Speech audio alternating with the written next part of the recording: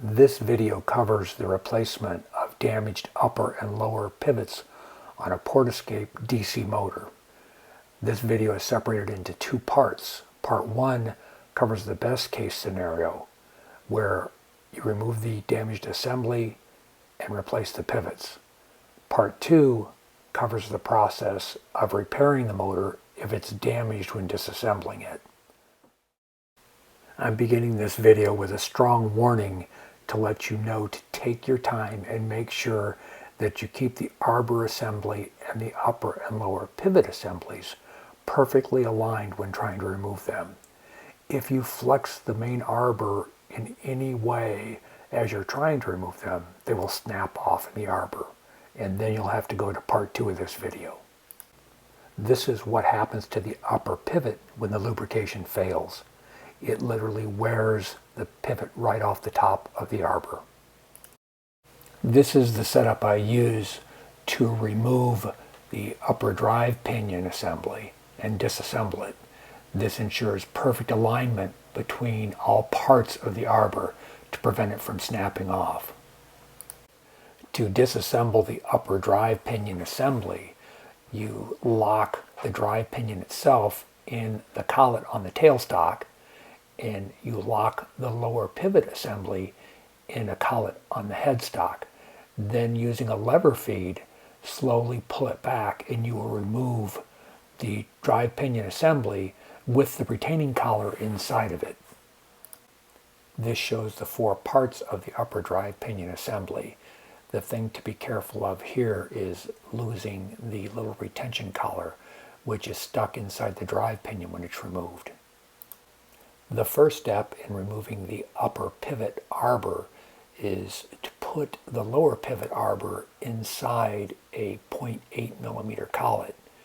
You don't want to tighten this collet. You merely want to use the collet as a guide for this pivot to keep the arbor straight. The next step is to secure the start lever pinion in the upper pivot arbor inside a 2.2 millimeter collet. You want to secure this collet around the pinion.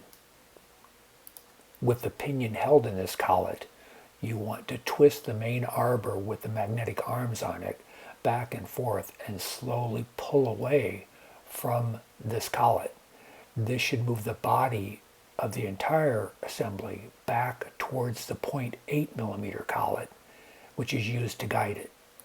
If the main arbor doesn't want to twist easily from the upper pivot assembly, then apply heat to the point located in this photo. Use a high wattage soldering iron to apply this heat. If all goes as it should, the upper pivot assembly has moved out of the main arbor body and you're ready to go to the next stage. This picture shows the upper pivot assembly now separate from the main body. Before you can drill into this glass hard steel, you must first anneal it. And the only effective way to do that is with a brass heatsink to allow the arbor to cool slowly. Drill a hole in the brass rod that will allow the arbor to be pushed into it snugly, and then apply heat directly to the brass rod and watch for a color change in the arbor. Once it gets this color, remove the flame and let it cool slowly. To help guide the drill bit, you should always make a centering indentation. In this picture, I use a 7.5 millimeter drill bit, barely sticking out of a 7.5 millimeter collet, which makes its end very rigid.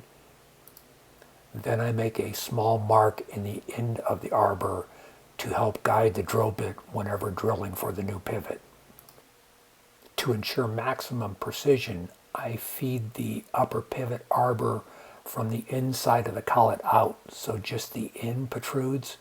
This gives the best location for a precise hole. The result is a perfectly drilled hole dead center on the arbor. After rehardening and polishing the arbor, I then install the new pivot using Loctite 680, which is made for cylindrical objects. It holds as good as solder does and does not anneal the steel in the process. The result is a perfectly restored pivot on the upper pivot assembly, ready to go back into the main arbor. To reassemble, install the upper pivot assembly into a 0.6 millimeter collet, which will be used to push this assembly back into the main arbor. The bottom of the rotor is being held at a 0.8 millimeter collet to ensure perfect alignment with the upper pinion arbor. The upper pivot assembly has now been pushed completely back into the main arbor. To reinstall the drive pinion components, you must make this special tool which will be used to push the retaining collar back into position. With the lower pivot assembly locked in the 0.8 millimeter collet and the special tool located in the tailstock collet, you are now ready to reassemble the components. When reinstalling the drive pinion retaining collar, make sure the two dogs are facing down as shown in this picture. This shows the 4 pieces of the drive pinion assembly in the order they are to be installed. Once the 4 pieces of the drive pinion are sitting on the upper pivot arbor, they must be held in place because the spring will try to force them apart. Be very careful or you will be chasing the drive pinion retaining collar on the floor. With the special tools secured in the tailstock, you can now push the drive pinion retention collar back into position. It will stop when fully seated.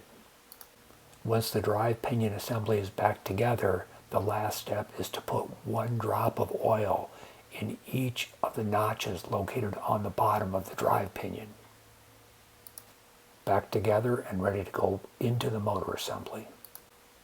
Hopefully everything went well and your motor is spinning as freely as the one you see in this video. If not, stay tuned for part 2 coming up right after this slide. Welcome to worst case scenario. Take a deep breath, we'll be just fine.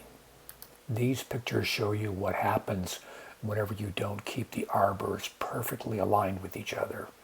And now you must go to step 2. The first step is to disassemble the upper drive pinion assembly as shown in part 1 of this video.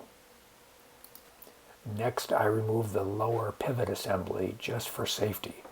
I don't want to create more work for myself by breaking this off by accident.